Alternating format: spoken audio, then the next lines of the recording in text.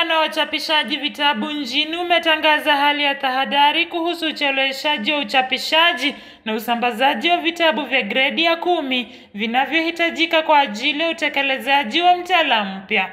Kwa mujibu wa mwenyekiti wa muungano huo Kiare Kamau, serikali inadaiwa shilingi bilioni 11.4 ambazo zinahitaji ili kufanikisha uchapishaji wa nakala milioni 7 million, giving us a total of 11.38 billion.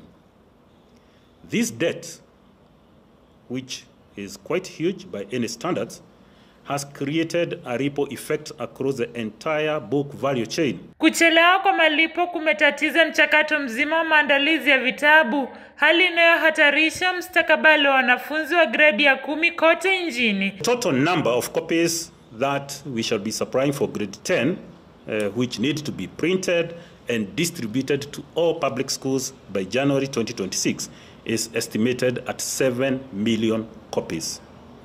The printing of these copies will take approximately 60 days, and then we shall do distribution to each and every school in the country within a period of about 30 days. Operations within our publishing houses have been severely constrained, with many publishers struggling to meet day-to-day operational costs. There is a potential crisis that is likely to happen come January 2026 if this money is not paid. Wito umetolewa kwa serikali kuchukua hatua za haraka kulipa deni hilo ili kuhakikisha kuwa mtaala mpya haukwami katika ngazi muhimu ya elimu. Huku maandalizi ya muhula mpya yakiwa mbioni, wadau wa elimu wanaeleza wasiwasi wao kuwa kucheleweshwa huku huenda kukaathiri pakubwa utekelezaji wa mtaala na maendeleo ya kitaaluma ya wanafunzi. Nikiripotia mtazamo wa Dira Runinga ya Tandao, jina langu ni Brigid Sikukuu.